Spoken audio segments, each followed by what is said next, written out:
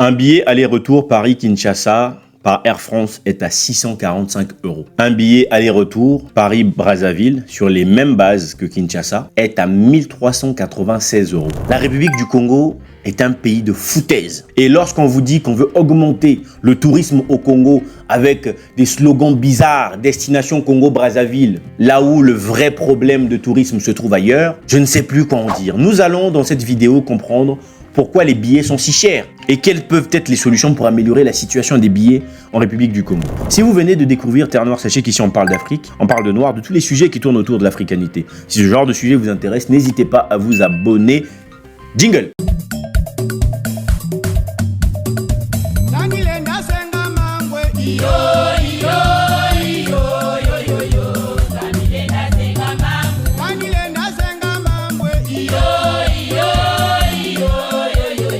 En effectuant les recherches de mes billets, je me suis dit non, il y a peut-être un bug, ce n'est pas possible. Comment ça, c'est aussi cher à Brazzaville alors qu'à Kinshasa, c'est 2 fois moins. J'ai dit c'est très simple, je vais mettre les 2 aéroports. Vous allez voir. J'ai donc décidé de mettre les 2 aéroports en y ajoutant un tri sur les billets les moins chers. Hein. Comme ça, directement, j'ai fait le boulot pour vous, pour les comparaisons. Comme ça, vous n'allez pas tous aller faire des comparaisons. Les codes des aéroports sont FIH pour Kinshasa, BZV pour Brazzaville. Nous allons regarder ensemble les 5 premières propositions. Bien. Vous verrez que dans les 5 premières propositions, nous avons Kinshasa, avec le vol le plus cher qui est à 669 €, qui est un vol direct. Mais on voit que pour 529 €, vous pouvez déjà voyager sans problème à Kin. Ou encore mieux, pour une petite escale à Bruxelles, hein, vous faites un petit Paris-Bruxelles qui vous dure rapidement, l'escale aussi dure à peu près 1 heure, vous pouvez voyager pour 544 € tranquillement. Ça, c'est un billet aller-retour Paris-Kinshasa. Lorsqu'on regarde les 2 premiers vols les moins chers à destination de Brazzaville, on est presque à 900 € les amis. L'image est là devant vous. 891 et 892 € pour des escales de quasiment 35 heures les amis. C'est-à-dire que le billet le moins cher avec des escales, le total vous fait quasiment 35 heures. C'est l'équivalent d'une semaine de travail ça. C'est ça le billet le moins cher pour Brazzaville. Mais vous savez,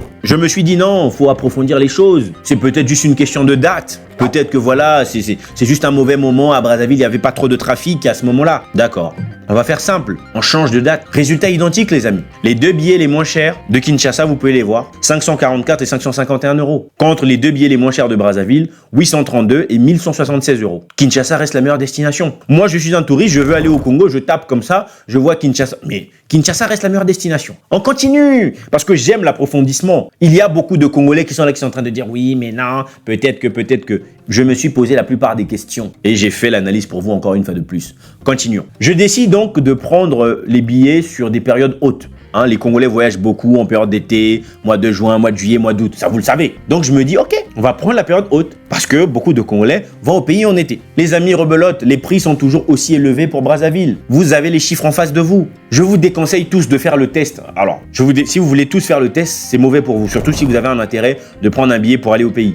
Parce que du coup, les algorithmes vont enregistrer toutes vos informations. Et s'il y a une grande masse de personnes qui vont regarder les billets Brazzaville et Kinshasa, à cause de vous, peut-être même les billets de Kin vont monter un peu. Donc voilà, évitez de faire le test. J'ai fait les captures pour vous, mais je sais qu'il y aura quelques téméraires qui feront quand même les textes. Faites quand même, si vous avez un petit VPN, ça vous aidera si vous voulez acheter un billet plus tard. Les amis, finalement, je me suis dit, bon, c'est peut-être particulier à Kinshasa. Hein. Peut-être que le problème, c'est juste Kin qui est très moins cher. Donc je vais essayer de voir avec d'autres villes. Hein. Je vais choisir 2 autres villes comme ça pour voir s'il y a mieux. Les amis, comme vous pouvez le voir, j'ai pris donc Luanda, puisque Luanda n'est pas très loin, et Douala. Hein, Douala aussi, donc au Cameroun. Je me suis dit, bon, on va comparer. Vous pouvez vous-même remarquer que les prix sont très bas par rapport à Brazzaville. Je rappelle que ce qu'on a vu, Brazzaville en été, on est à plus de 1500 €. Alors que pendant que je tourne cette vidéo, nous sommes à plus de 6 mois de l'été 2026. Mais nous sommes à plus de 1500 €. Mais là, on voit les montants pour les autres pays. Devant vous, ça y est là. Donc le problème n'est pas Kin, le problème est Brazzaville. Kin n'est pas trop moins cher, donc Kin est sur le prix qu'il faut. Mais je me suis dit, bon, peut-être que c'est Paris qui n'aime pas Brazzaville. Peut-être que le problème c'est Paris, il faut pas faire Paris-Brazzaville, il faut passer par d'autres moyens. Je me suis dit, bon, on va tester par Bruxelles. Je ne vais pas trop parler. Voilà, vous pouvez vous-même observer à quel point c'est toujours aussi cher. J'ai voulu faire toutes ces comparaisons parce que vous aurez toujours quelques Congolais mal intentionnés pour dire que l'analyse n'est pas suffisamment poussée. Voilà. Vous voyez, les amis, le pays qui me paraît à peu près au même prix autour du Congo, à votre avis, c'est quel pays? C'est le Gabon. Bon, eux aussi là-bas, ça doit être dur, hein, parce que clairement, les billets les moins chers que j'ai vus, Royal Air Maroc, 1294. Mais c'est déjà moins cher par rapport au Congo. Ah, vous n'allez pas me dire que les Gabonais aussi sont devenus 15 millions d'habitants, que c'est peut-être parce que du coup le trafic ceci, cela. Ah les amis, vous comprenez tout de suite que cette situation est une honte. C'est une honte pour un pays comme le Congo, qui est une grande destination à la base. À l'époque de Air Afrique, Brazzaville était une grande destination. Mais aujourd'hui, même Air France ne dessert plus correctement Brazzaville. Aujourd'hui, il faut maintenant recoller avec des passagers à Kinshasa. On ne nous respecte plus. C'est-à-dire que vous prenez un vol Air France en destination du Congo, vous arrivez à Kinshasa, pendant que vous êtes dans le vol, ils sont en train de faire le nettoyage. Donc les agents sont là en train de nettoyer, vous êtes là assis. Donc moi, je vais payer 1500 € pour être dans un avion où on est en train de faire le nettoyage comme ça. On est où là? Voilà. Voilà à quoi le Congolais est réduit. On achète des billets chers, on ne nous respecte pas. Mais pour comprendre pourquoi est-ce que ces billets sont aussi chers, on va voir quelques points que je pense importants et surtout quelques petites solutions aussi les amis. Parce qu'il y a de vrais problèmes. Donc je vais évoquer quelques raisons ici sur la hausse des prix et peut-être d'autres raisons qui ne sont pas nécessairement officielles, bien entendu. La première raison, c'est le manque de concurrence. Il n'y a pas de concurrence aujourd'hui. Il y a très peu de vols directs. Pourquoi? Parce que nous n'avons pas d'entreprise nationale qui peut assurer le vol. C'est un problème. Il y a très peu de fréquences d'avions, même sur des escales. Il n'y a pas énormément d'avions qui viennent au Congo. C'est un problème. On a un grand aéroport Maya qui ne sert à rien. Je ne sais pas si vous vous rappelez, je vous avais déjà parlé dans une vidéo de Corsair. Je vous avais parlé de Corsair, du deal que Corsair voulait avoir. Mais le deal aujourd'hui, vous savez très bien que ça avait sauté. Ça ne s'est jamais fait. Il n'y a pas aujourd'hui de compagnie locale, de compagnie nationale. On ne va même pas parler d'Eker, qui est un fiasco, comme la plupart des projets du Congo. La solution aujourd'hui, d'abord, c'est d'avoir sur cette partie-là, en tout cas, une compagnie nationale qui peut assurer les vols. Regardez Côte d'Ivoire. Air Sénégal, les autres sont en train d'innover, ils sont en train de créer des choses. Nous, rien du tout. Il faut qu'on augmente le trafic aérien, c'est normal. On a un aéroport qui est grand, mais il semble qu'apparemment, malgré qu'il soit grand, on ne peut pas avoir beaucoup de vols. Mais c'est incroyable. C'est quoi ce pays? On nous construit des bâtiments qui nous servent à rien. C'est-à-dire que le petit aéroport de Ndili, là, à Kinshasa, vaut mieux descendre là-bas parce que ça coûte 600 et quelques. Vous arrivez à Brazzaville, grand aéroport, pour rien. En fait, c'est comme une personne. Ils ont le rôle à moto monene, comme on dit.